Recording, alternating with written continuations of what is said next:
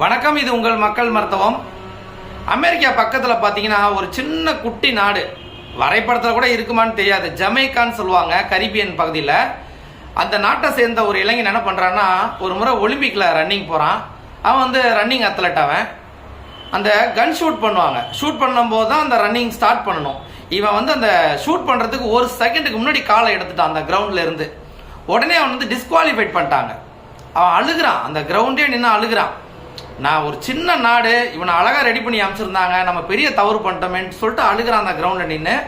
அதாவது தோத்துருந்தா கூட பரவாயில்ல, சரி நம்ம தோத்துட்டோம்னு சொல்லிட்டு அவன் ஏற்றுக்கிட்டு போயிருப்பான்.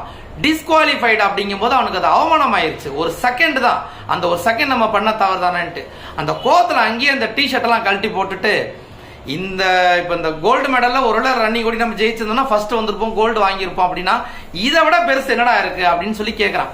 அப்போ அவங்க ட்ரைனர் சொல்றாரு, இந்த செகண்ட்ஸ்ல வந்து என்ன, இப்போ கோல்டு மெடல் வாங்குறவங்க கடந்த 5 வருஷம் 10 வருஷம் முன்னாடி வாங்கினாலும் செகண்ட்ஸ்ல நீ கொஞ்சம் முன்னாடி வந்துட்டீங்கன்னா அதுல நீ ஃபர்ஸ்ட்ல வந்துடலாம், ஒரு 10 வருஷம் ரெக்கார்டை பிரேக் பண்ணலாம், இந்த மாதிரிலாம் இருக்குனாங்க.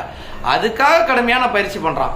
கடுமையான பயிற்சி செய்து அடுத்த முறை ஒலிம்பிக்ல கலந்துக்கும் போது அதே போல 10 வருஷமா அந்த அத்லெட்ஸ் வச்சிருந்த, அந்த ரன்னிங் அத்லெட்ஸ் வச்சிருந்த அந்த ரெக்கார்டையே பிரேக் பண்ணி பெரிய சாம்பியன் வரா. உலகமே திரும்பி பார்க்குது, யாரா இவன் அப்படின்ட்டு.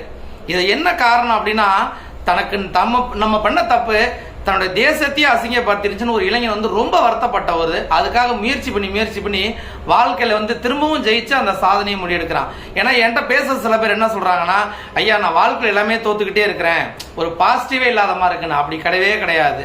நீங்க படுத்தே கிடந்தீங்கன்னா பகல் கூட இரவா தான் தெரியும். எழுந்து நடந்தீங்கன்னா உங்களுக்கு எல்லா திசையும் கிழக்கு தான். நம்பிக்கையோட முயற்சி பண்ணுங்க.